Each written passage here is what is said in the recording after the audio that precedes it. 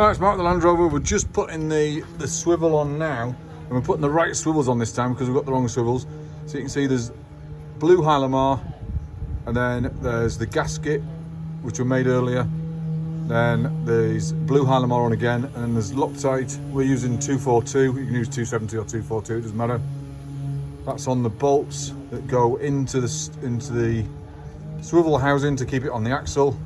And then there's a seal, an oil seal, in the middle of the swivel housing, right by the axle. That's to stop the oil coming from the axle or from the diff into the CV joint, because the CV joint sits in the axle there.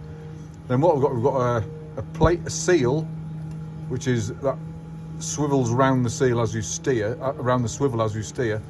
Then we've got a paper gasket. Well, it's a thick card gasket. It's like a spacer. And then we've got a plate. And you've got to be aware that these only fit on one way. So I'll just swivel this while Andrew's there. Swivel this around. There's a little cutout there. Can you see that cutout?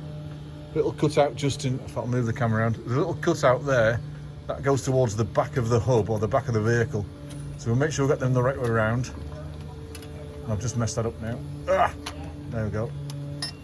And these have to go on first before you put the swivel housing on, or else you can't get them on because they sit on the back. So it's a bit fiddly, it's a bit of a messy job because you're kind of trying to do up the bolts, and the bolts will only take a 14mm ring spanner, or 14mm bi-hexagonal ring spanner, should have said that. And you've got to kind of hold the swivel up while you're putting the bolts in, and then push it closer as you do the bolts up. And it only takes a ring spanner. There is a torque setting for these, which is 75 Newton meters, I think it is.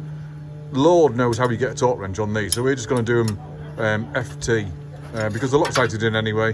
They're not going to come off, and that's our swivel ready to be built up now. We've got to put a bearing race on the bottom, which is here, and then we've got to put the railco bush on the top, which is there once it's built up. But we're doing that on the stub axle because we've got enough space there to do it. So we're going to do that when it's on. So that's the stub axle being built up. I'll show you when it gets its wheels on. We've just noticed as well that in fact, I'll show you. I'll just move the camera over to... Oh, just move the camera over to the bench. And we've got...